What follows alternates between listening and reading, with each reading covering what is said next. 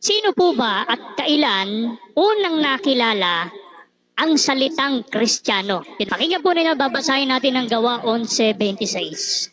At nang siya'y kanyang masumpungan, ay kanyang dinala siya sa Antioquia. At nangyari na sa buong 1 taon sila'y nakisama sa iglesia at nagsipagturo sa maraming tao, at ang mga alagad ay pinasimulang tawaging mga Kristiyano sa Antioquia. Ayun, sa talata po na yan na ating binasa, binabanggit na pinasimulan anyang tawaging mga Kristiyano, yung binabanggit na mga alagad na nasa Antioquia.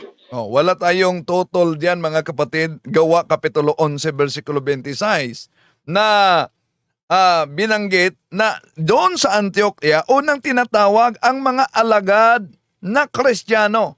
Ibig sabihin, napakalinaw mga kapatid na tinatawag na Kristiyano ang mga alagad diyan sa Gawa Kapitulo 11 versikulo 26. Asan? Sa Antioquia.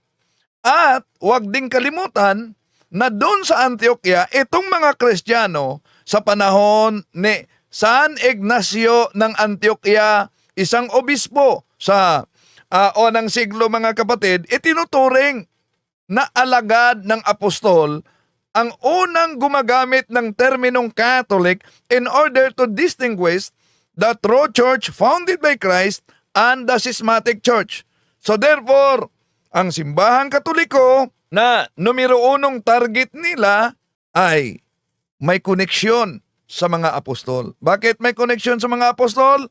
Sila mismo mga kapatid ang nagpatunay sa kanilang Pasugo Magazine. Ano ang pahayag sa kanilang Pasugo Magazine? Ito po ang mabasa natin sa Pasugo Magazine, Abril 1965, pahina 41. Napakalinaw. So, we don't question the claim of the Catholic apologists that the Catholic Church alone could trace back its origin to the apostles. So, nakasulat yan sa kanilang Pasugo, Abril 1965 sa pahina 41. Ano daw?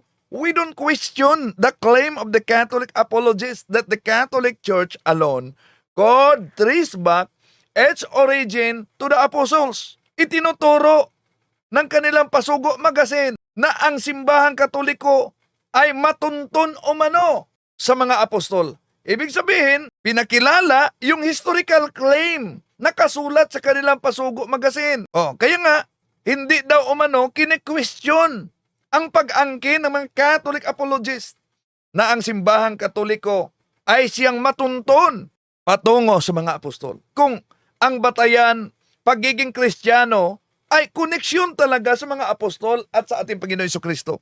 Kinikilala mismo sa Pasugo Magazine ang historical claim ng simbahang Katoliko, ang pangaral ng mga Catholic apologists. Kaya nga sabi nila, so we don't question the claim. Yung sinabi nilang ang Katoliko ay hindi Kristiyano, wala na. Bagsak na sa Pasugo pa lang nila.